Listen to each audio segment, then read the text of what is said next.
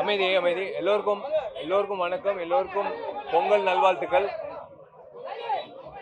நீங்க எல்லாரும் இந்த கேமரா மூலியமா பாக்குற அத்தனை பேருக்கும் என்னோட பொங்கல் நல்வாழ்த்துக்கள். 2024 எல்லோருக்கும், தமிழ்நாட்டில் இருக்க எல்லோருக்கும் ஒரு நல்ல வருடமா அமையணும்னு உங்க குடும்பத்துக்கு எல்லோருக்கும் நான் வந்து என்னோட வாழ்த்துக்கள் நான் தெரிவிக்கிறேன்.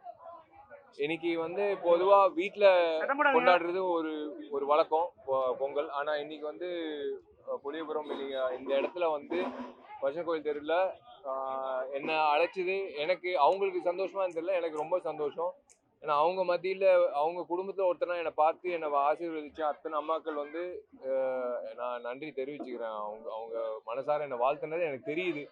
இது செயற்கைத்தனமா இல்லாம உண்மையிலேயே மனசார என்னை வாழ்த்திருக்காங்க. எத்தனை பேர் வாழ்த்திருக்காங்கன்னு தெரியல. அது வந்து நீண்ட நாள் மனசே நிற்கும். ரொம்ப நன்றி. முக்கியமா அதான் வந்த உடனே இந்த இடத்துக்கு நான் எதுவாக இருந்தாலும் வெளிப்படையாக தயவுசெய்து தப்பா நினைக்காதீங்க. மறுபடியும் நான் ஏதோ இந்த இந்த இடத்த பயன்படுத்திட்டு அரசியலா ஏதோ பேசணும்னு நினைக்காதீங்க. இந்த இடத்துக்கு மறுபடியும் தண்ணி வரல, ஒரு வாரமான்னு கேட்டாங்க. இப்போ இன்னொரு 1 மணி நேரத்தை எங்களால் முடிஞ்ச அளவுக்கு நாங்கள் உதவி பண்ணிடுவோம். ஏன்னா அதுதான் கடமை. சும்மா வந்துட்டு போனோம், கோயில் கும்பிட்டோம் போனோம் அப்படின்னு இருக்கக்கூடாது. அவர் போகும்போது அவங்களா இங்கே வசிக்கிற அத்தனை பேர் வந்து கேட்ட ஒரே ஒரு கோரிக்கை, இந்த வாரம் 1 வாரமாக தண்ணி வரலன்ட்டு. ஸோ அதுக்காக வந்து எங்களால் முடிஞ்ச அளவுக்கு நாங்கள் பண்ணிக்கிறோம். அது நான் செய்ய வேண்டியது என் கடமை. ஏன்னா அந்த கோயிலில் போய் 100 வருஷம் இருக்கிற ஒரு கோயில், அந்த கோயில் கும்பாபிஷேகம் நடத்தணும்னு கேட்டாங்க. கண்டிப்பாக நான் கோலாகலமாக நடத்துவோம். ஏன்னா 100 வருஷம் கோயில்னா சத்தியமாக இந்த தெருவே வந்து கட்டி காப்பாற்றுற சாமி இங்கிட்டு இருக்காரு. ஸோ அந்த வகையில் எனக்கு ரொம்ப ரொம்ப சந்தோஷமான நாளாக எனக்கு வந்து மனசு நிறைஞ்சு நான் சொல்கிறேன். நீங்கள் எல்லாரும் நல்லா இருக்கணும். முடிஞ்ச அளவுக்கு நீங்களும் இந்த சமுதாயத்துக்கு ஏதோ ஒரு வகையில் நல்லது பண்ணுங்கள்.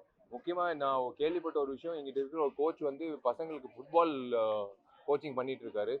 ஸோ அது ஒரு நல்ல விஷயம். பசங்க எல்லாருமே வந்து ஸ்போர்ட்ஸில் ஈடுபடணும்.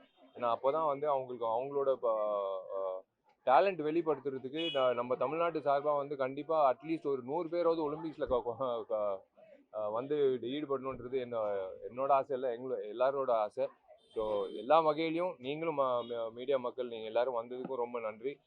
இங்கே இருக்கிற மக்களுக்கும் ரொம்ப நன்றி. என்னை ஆசீர்வாதத்துக்கும் ரொம்ப நன்றி. வழக்கமாக வந்து நீங்கள் பொங்கல் விழா வந்து உங்களுடைய வீடுகள்லையும் கோவில்லையும் கொண்டாடுறது வழக்கம்.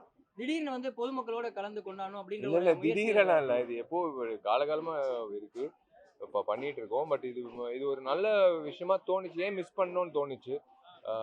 அவங்களோட சேர்ந்து கொண்டாடுறதுல எந்த வகையிலையும் தப்பு கிடையாது. அதான் சொல்றேனே, செயற்கைத்தனமாக வந்து வாழ்த்துறது நம்மளுக்கு தெரியும். எத்தனையோ மக்களை வந்து நம்ம வாழ்க்கை பூரா சந்திச்சிருக்கோம். ஆனால் ரொம்ப மனசார வாழ்த்துற ஒரு பாக்கியம் கிடைக்கிறது வந்து நிறைய பேருக்கு கிடைக்காது. அது எனக்கு இன்னைக்கு கிடைச்ச ஒரு விஷயம் தான் நான் வந்து கொண்டு போறேன் வீட்டுக்கு.